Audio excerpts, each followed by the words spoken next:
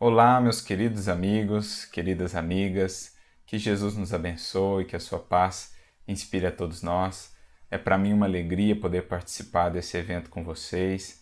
Agradeço aí pelo convite na pessoa do querido amigo Gustavo Mineto e que o alto realmente possa nos inspirar, nos trazer reflexões valiosas para que saiamos dessa experiência, desse dia de aprendizado, renovados e mais estimulados a trazer tudo quanto temos recebido da doutrina espírita, trazer tudo isso para a nossa realidade prática, para o nosso dia a dia, construindo em nosso coração mais fé, mais esperança, mais lucidez, mais bom senso, mais clareza de leitura acerca da vida, dos mecanismos de evolução, dos processos de aprendizado que o Criador nos traz, nos propõe, para que venhamos realmente a progredir e especialmente com uma temática como essa que nos foi proposta, para que saibamos realmente ver, enxergar e utilizar a doutrina espírita, a obra inesquecível de Allan Kardec, nessa data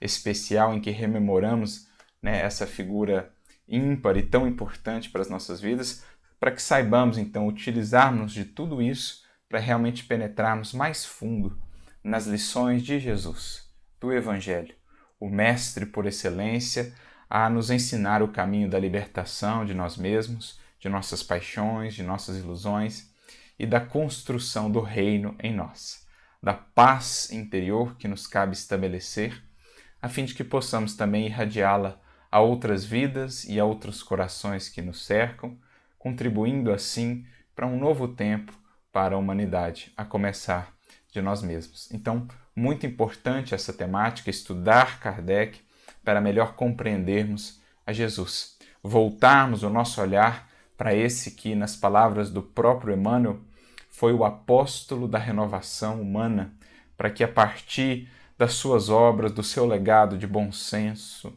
de razão, de lucidez, de coerência, mas também pela sua vida, não só pelas obras escritas, mas também pelas obras realizadas, pelos atos constantes, de entrega, de sacrifício, de esforço, de doação, nós possamos nos inspirar para que realmente consigamos avançar na vivência do Evangelho, que é a meta de todos nós, para estarmos cada dia mais próximos da vivência com Cristo, trazendo Cristo para o nosso coração e para a nossa vida cotidiana. Então, a gente fica agradecido pela oportunidade de estarmos aqui participando também como aprendizes, buscando realçar a grandeza, a importância da doutrina espírita em nossas vidas, nos aproximando de Jesus e da vivência do Evangelho. E, nesse sentido, justamente, nós gostaríamos de aproveitar essa ocasião para tentarmos, talvez, traduzir e ilustrar de maneira mais concreta como a doutrina espírita, em tudo aquilo que nos traz, com essa coerência em que ela se nos apresenta, com toda essa lucidez, esse bom senso que Kardec nos traz, bem como com a lógica com que ela explica para nós as leis divinas, as leis espirituais que nos regem a todos, para além das leis físicas e materiais, a gente gostaria de tentar trazer aqui alguns elementos a partir de um texto do próprio Emmanuel, que está no livro Irmãos Unidos, capítulo 18, intitulado Perante Allan Kardec, alguns elementos, alguns exemplos que nos mostram o quanto, de fato, como o próprio Kardec definiu, o Espiritismo é essa chave que nos permite acessar esses tesouros incomensuráveis e inesgotáveis que estão no Evangelho, nas palavras de vida eterna de Jesus. Kardec assim define, logo na introdução de O Evangelho segundo o Espiritismo, quando realmente nos apresenta a doutrina espírita como essa chave que nos permite desvestir as lições do Mestre e das Escrituras de um modo geral, dos aspectos daquele tempo, daquela linguagem, daquela cultura, que nos permite superar os aspectos simbólicos, metafóricos em que esses textos e essas lições muitas vezes se apresentarão, para que a gente consiga acessar o sumo, como o fruto que descascado nos dá acesso àquela polpa, aquele sumo ali que é o que realmente interessa. a mensagem transcendente, a mensagem atemporal que fala ao espírito em qualquer tempo, em qualquer lugar, porque ele fala das verdades eternas, das verdades mais sublimes da vida, que foram ali momentaneamente revestidas daquela linguagem, daquele contexto, daqueles aspectos sociais, culturais ali daquele momento, até mesmo, né, desse simbolismo, da questão das parábolas e tal, mas que no cerne é algo atemporal. E a gente vê de um modo geral isso nas tradições espirituais, não só nas lições de Jesus, mas a gente pega, por exemplo, o Bhagavad Gita, o Buda e vários dos grandes mestres e sábios de todos os tempos, eles revestiam essas lições desse aspecto metafórico, simbólico, justamente para conservar essa atemporalidade, porque na medida em que o espírito vai progredindo, ele vai conseguindo ressignificar, penetrar mais fundo nesses símbolos, na medida que ele mesmo vai mais fundo em si mesmo e na consciência, né, no entendimento das leis divinas. Então, na medida em que ele acende essa candeia interior da consciência, da razão, né, do discernimento, ele consegue projetar mais luz sobre esses símbolos e então desvesti-los, né, de tudo que seja aspecto mais exterior, mais acessório, para alcançar esse sumo. Até mesmo para estimular então o espírito à busca, ao esforço, porque, como nos diz Emmanuel, logo no capítulo 1 do livro Fonte Viva, são aqueles que dão a lição aí, né, os seus esforços, o seu empenho, que recebem então da lição as graças das luzes e das bênçãos que ela pode proporcionar. Então são aqueles que batem a porta do entendimento pelo estudo, pela perseverança, pela paciência. São esses que receberão então a porta aberta de novos horizontes, de novos entendimentos. Assim se faz a doutrina espírita em nossa vida. A ciência do infinito, como Kardec mesmo irá defini-la, que demanda tempo, isso ele nos diz lá na introdução de O Livro dos Espíritos, né? É uma ciência que vai demandar tempo, que vai demandar esforço, porque se as ciências aqui da Terra, as ciências do mundo demandarão anos aí até que se forme alguém com sabedoria naquele campo do saber, que dirá essa ciência do infinito que vai tratar de temas tão importantes e tão vastos, os mais fundamentais da vida: evolução, vida e morte, bem e mal, Deus, progresso e etc, etc.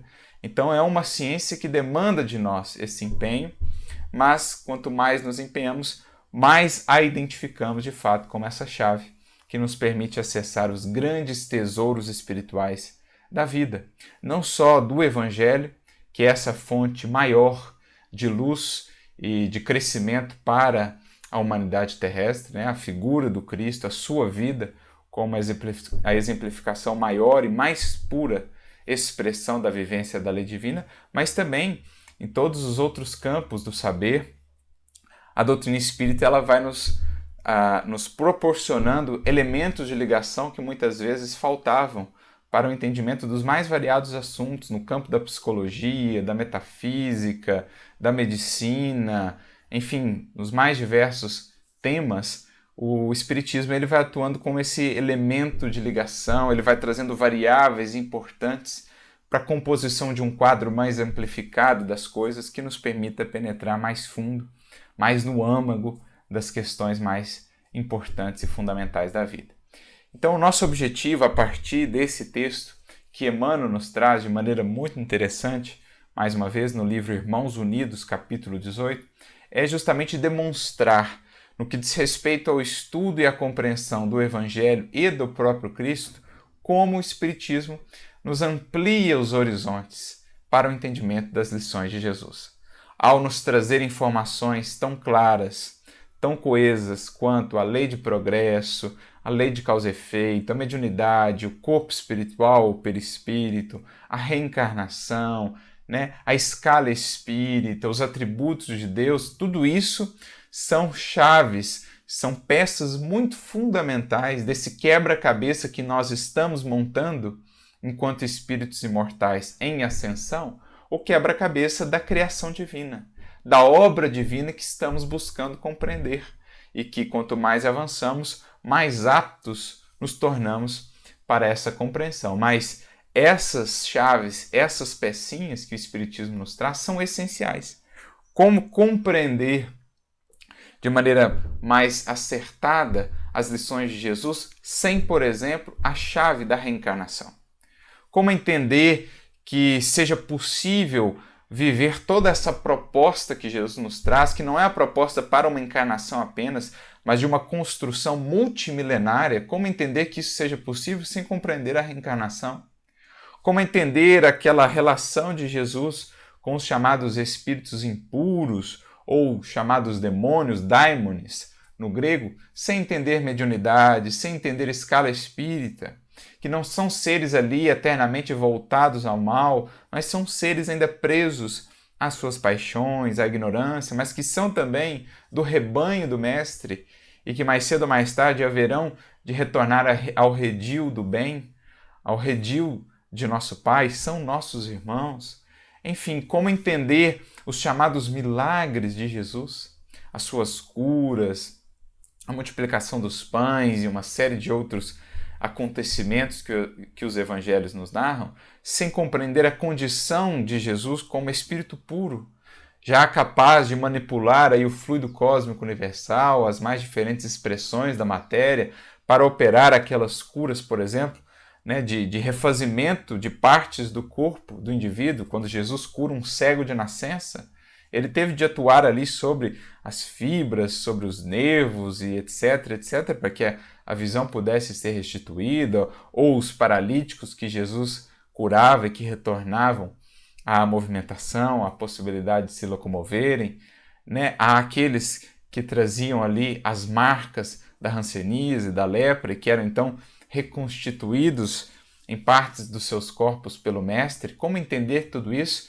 se não entendemos os fluidos que Kardec vai trabalhar conosco no livro A Gênese, esse fluido elementar de onde se derivam todas as outras formas de matéria, das mais densas às mais sutis, e a possibilidade que um espírito puro já tem então de manipular tudo isso? Enfim, apenas alguns exemplos que a gente trouxe aqui e que Emmanuel vai listar também para nós, que mostram, que ilustram, que tornam mais concretas essas realidades de como o Espiritismo nos explica, nos esclarece as lições de Jesus e tudo aquilo que o Mestre viveu e falou.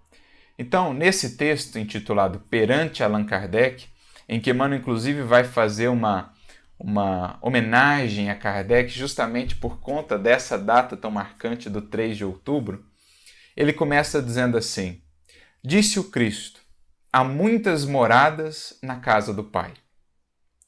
Então, sem a chave espírita, como a gente entenderia essa expressão de Jesus? Há aquele tempo em que Jesus nos trouxe essa afirmação, nem mesmo a ciência humana havia se desenvolvido, não existiam telescópios, lunetas, não se concebia ainda, a não ser em círculos mais iniciáticos, mas não se concebia essa realidade de muitos outros planetas, de muitos outros sóis, de muitas outras galáxias. O céu, para muitos, era visto como, de fato, uma estrutura sólida ali, onde haviam sido fincados, né? Onde haviam sido ali colocados aqueles pontinhos de luz pelo Criador. Então, daí a ideia do firmamento, que seria aquela estrutura rígida, firme, que comporia ali o céu. Então, como entender essa frase de Jesus? Olha só como era limitado o nosso entendimento dessa frase de Jesus naquele tempo. Mas passaram-se os séculos, o próprio Mestre falou dos benefícios do tempo para o nosso entendimento, né? Ele disse, olha, muitas coisas vos teria ainda por revelar, mas não podeis suportar por agora. Então ele sabia que era preciso que a humanidade, de um modo geral, pudesse evoluir, o pensamento humano era necessário que ele pudesse se ampliar, com o auxílio da ciência humana, né? Com os instrumentos que foram desenvolvidos, especialmente ali após o Iluminismo, mas também mais tarde, com o advento da doutrina espírita, ampliar isso para além do sensorial, para além do universo material que nós conhecemos, entender essa frase de Jesus, há muitas moradas, também para além dos sentidos físicos, né? Considerando as realidades espirituais. E é por isso então que Emmanuel diz, Sem Allan Kardec, não perceberíamos que o mestre relaciona os mundos que enxameiam na imensidade cósmica, a valerem por escolas de experiência nos objetivos da ascensão espiritual. Então, tanto a ciência humana, que o Espiritismo respeita, que o Espiritismo também considera e incorpora em sua análise do universo e da vida, tanto a ciência humana quanto a ciência espírita ampliaram em muito as nossas possibilidades de entendimento dessa frase de Jesus. Não apenas agora compreendendo esses infinitos orbes que povoam o universo aí sem fim, né? Estrelas sendo orbitadas por planetas, galáxias incontáveis que distam da Terra bilhões e bilhões de anos-luz, distâncias assim inconcebíveis para nós ainda. Todas essas escolas planetárias que aí foram colocadas pelo Senhor da vida, cada uma delas habitada, não existe o nada, o universo não está vazio, não existe nenhum recanto do universo desprovido de vida, mas vida que vai se apresentar também em diferentes dimensões, em diferentes expressões e formas, mas todas essas escolas planetárias sendo aí colocadas pelo Senhor, pelo Criador da vida, como etapas, né, desse grande processo ascensional das criaturas, dos seres, dos espíritos em busca do Criador. E também, para além daquilo que os telescópios humanos podem ver, no plano do universo mais material, as incontáveis e inumeráveis esferas espirituais, desde as mais densas àquelas mais sublimadas, que sequer conseguimos por hora conceber e imaginar, habitando ou sendo habitadas, melhor dizendo, por espíritos das mais diversas condições na escala espírita. Então, moradas que nós não podemos realmente conceber, essas esferas superiores que são habitadas aí por asclépios da vida, como vemos lá em André Luiz, no livro Obreiros da Vida Eterna, ou a esfera em que um Cristo, por exemplo, vive, são coisas que estão ainda distantes de nós, mas que ao mesmo tempo nos encantam e nos fascinam, porque nos falam dessa infinitude, né, da criação divina, dessa magnificência da obra de nosso Pai, que temos a eternidade aí por desvendar. Graças à misericórdia do Pai, temos a eternidade para conhecer, para desbravar tudo isso. Então, como já dizia o apóstolo Paulo lá atrás, 2000 anos atrás, ouvido nenhum ouviu, olho nenhum viu, mente nenhuma imaginou o que Deus preparou àqueles que o amam. Então estamos ainda muito distantes de realmente vislumbrar tudo que seja essa grandeza da casa de nosso Pai, as infinitas moradas que existem. Moradas essas que podem também ser entendidas do ponto de vista da doutrina espírita como as diferentes faixas de consciência, de sintonia em que os espíritos vivem, né? As afinidades que os fazem ali se agrupar. Então existem muitas moradas, mesmo aqui enquanto encarnados, embora partilhando dessa mesma faixa da matéria mais densa, os espíritos viveremos nas mais diferentes faixas de sintonia, de buscas de valores. Espíritos que coabitam o mesmo lar, que estão no mesmo meio, poderão estar vivendo em moradas diferentes. Alguns nas moradas do pessimismo, do desânimo, das paixões, das ilusões. Outros nas moradas da consciência, do discernimento, da caridade, da bondade, graças à faixa em que se colocam, né, na sua mente, que é onde de fato nós vivemos. A nossa mente, a nossa casa intransferível, já dizia o Espírito Emmanuel. Prosseguindo com mais um exemplo, disse o Cristo: necessário é nascer de novo. Então, como entender isso àquele tempo, àquele contexto? O próprio Nicodemos diz: mas como, Senhor? É possível entrar de volta no útero da minha mãe? Enfim, como se dá esse processo do nascer de novo? E Jesus já traz referências ali veladas, algumas delas muito diretas, como nesse caso, como no caso de João Batista, quando ele faz a referência, né, o vínculo entre João Batista e Elias. Mas Jesus já deixou ali essas referências à reencarnação, que mais tarde o Espiritismo vinha tornar claro para nós, né? Apresentando a reencarnação como um elemento fundamental de entendimento da justiça divina. Nos recordamos da própria questão 171 de O Livro dos Espíritos, em que Kardec pergunta em que se funda aí essa realidade, essa verdade ou dogma da reencarnação. E os Espíritos vão dizer, olha, na justiça de Deus, sobretudo, porque como explicar as diferentes condições dos espíritos encarnados aqui na matéria, uns com tantas facilidades, outros com tantas dificuldades, uns com uma vida tão curta, outros com tantos anos de experiência aqui, uns com provações tão difíceis desde as mais tenras idades, outros com uma vida de facilidades por anos a fio. Como explicar, né, essa discrepância se considerarmos que cada alma é criada ali junto com o nascimento do seu corpo, ou junto com a concepção do corpo? Como entender esses destinos tão diferentes se cada um tem como ponto de partida a sua concepção, ao passo que, se consideramos as vidas pregressas, toda uma trajetória pregressa, as lutas, as aflições de hoje se explicam, tanto pelas escolhas da presente encarnação, como também pela colheita da sementeira das encarnações anteriores. E mais do que isso, né?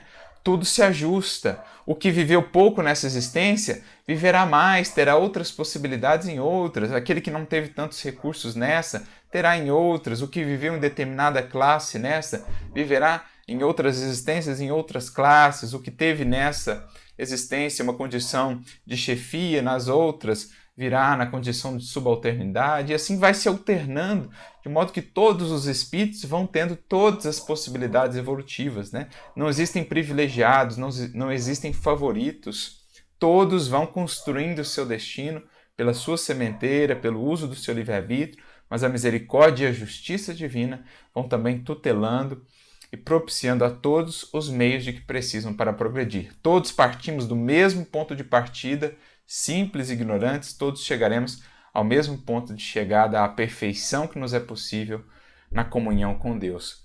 E aí cada um vai se construindo, cada um vai tendo as mais diversas experiências e no somatório, na análise desse quadro mais abrangente, a reencarnação então nos explica as aparentes discrepâncias da justiça divina.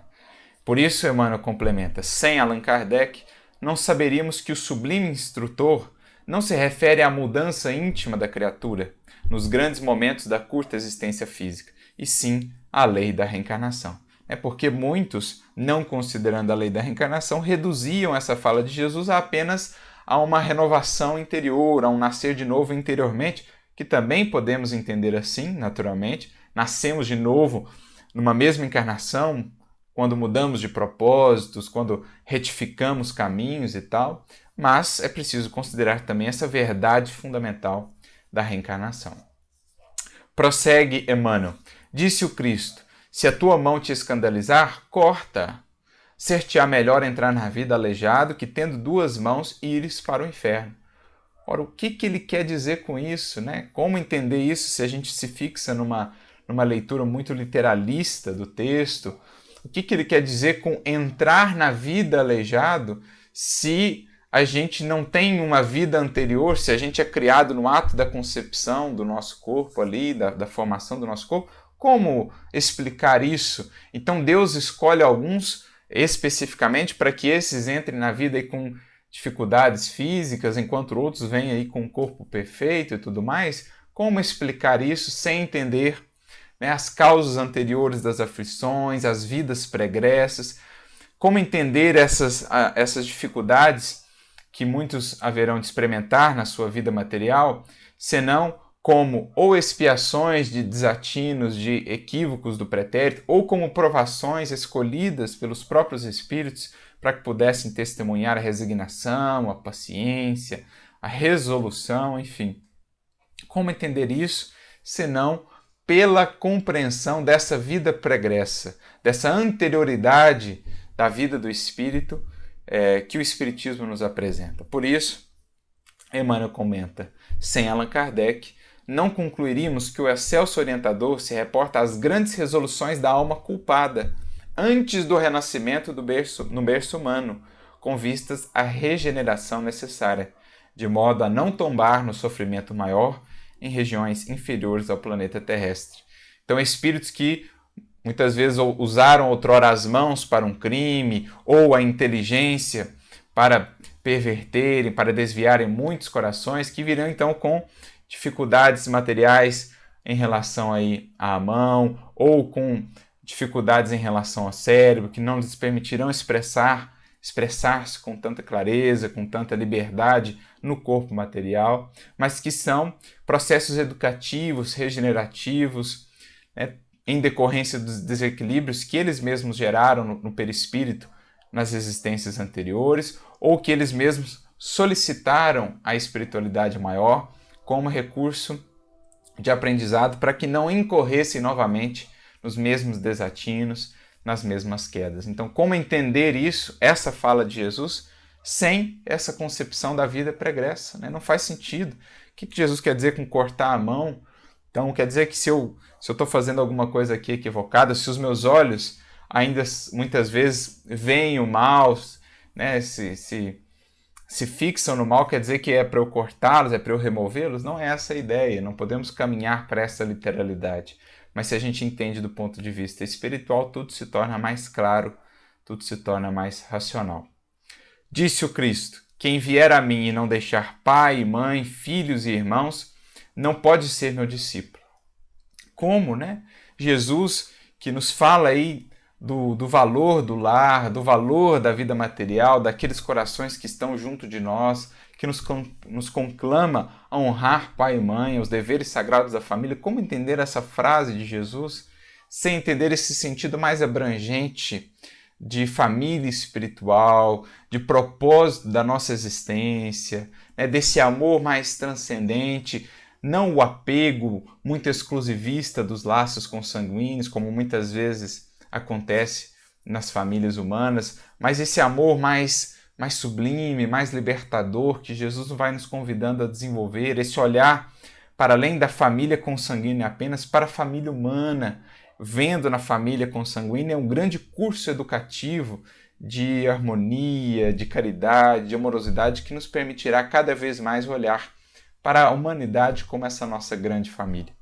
Por isso, Emmanuel diz, sem Allan Kardec, não reconheceríamos que o divino benfeitor não nos solicita a deserção dos compromissos para com os entes amados, e sim nos convida a renunciar ao prazer de sermos entendidos e seguidos por eles de imediato, sustentando ainda a nossa obrigação ou a obrigação de compreendê-los e servi-los por nossa vez. Quando a doutrina espírita nos mostra, né, a grandeza e a beleza da família como esse núcleo de reparação, de refazimento, de ajuste em relação aos equívocos e tropeços do passado, esse núcleo onde reencontramos desafetos e também afetos do pretérito, como menosprezar esse núcleo tão valioso?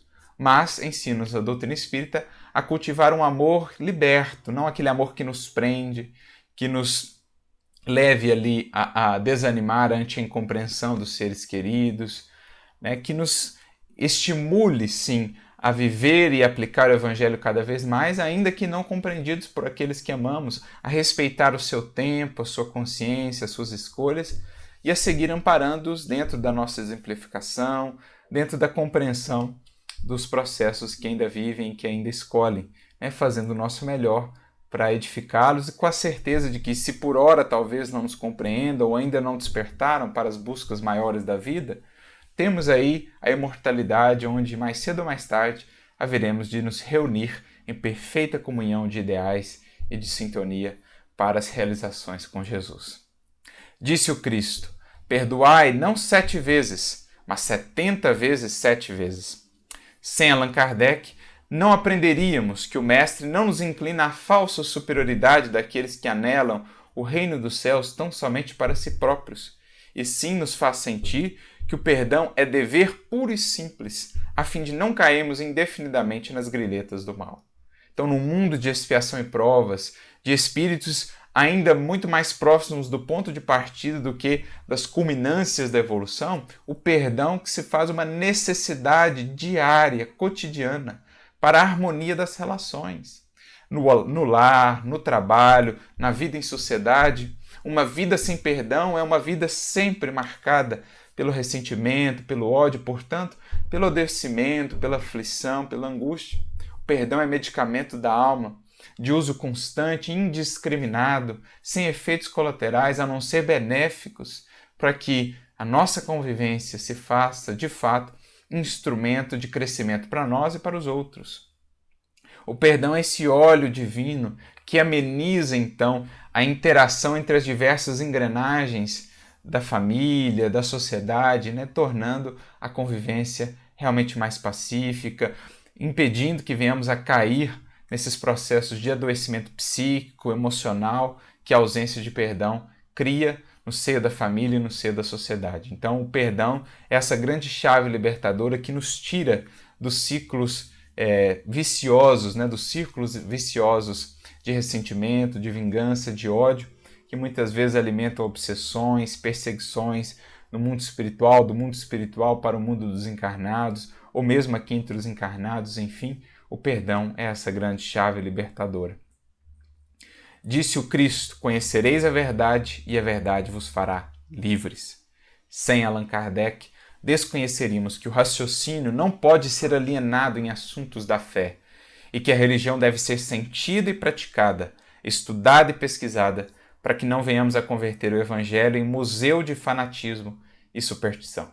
Então, um dos grandes contributos da doutrina espírita é justamente aliar, né, fé e razão, sentimento com raciocínio. Num tempo em que a humanidade criava uma separação tão complicada entre essas duas alavancas do progresso humano, entre ciência e religião, o Espiritismo propõe um terreno de conciliação, em que a fé ela se submete à análise, ao escrutínio da razão, mas a razão também ela carece da iluminação da fé, do sentimento superior, para que ela não se perca também no orgulho, no fanatismo, enfim. Então essa aliança tão fundamental para a busca verdadeira, legítima da verdade que liberta. Ciência e religião, fé e razão, sentimento e raciocínio, o Espiritismo consegue ou propõe atrelar tudo isso, entendendo que são forças necessárias e que, ao invés de antagônicas, como muitas vezes têm sido vistas, são, na verdade, podem e devem ser aliadas, amparando o progresso da criatura e da humanidade como um todo. Então o Espiritismo propõe esse terreno em comum, evitando os excessos de cada lado, né? O excesso de ceticismo, de negação, de indiferença, de materialismo, a que muitas vezes a ciência se arrojou, bem como os excessos do fanatismo, da superstição, da ignorância, né? das questões espirituais, a que muitas vezes a fé humana acabou se conduzindo. Então, evitando esses excessos de cada lado, a doutrina espírita propõe esse caminho do meio, esse caminho de conciliação, como diz Kardec, aliança da ciência e da religião. E por isso Emmanuel encaminha-se para a conclusão. Cristo revela, Kardec descortina. Então Cristo é a grande fonte reveladora. Em nenhum momento da história da humanidade, nenhum espírito trouxe de maneira tão clara e tão pura a expressão da lei divina vivida e aplicada.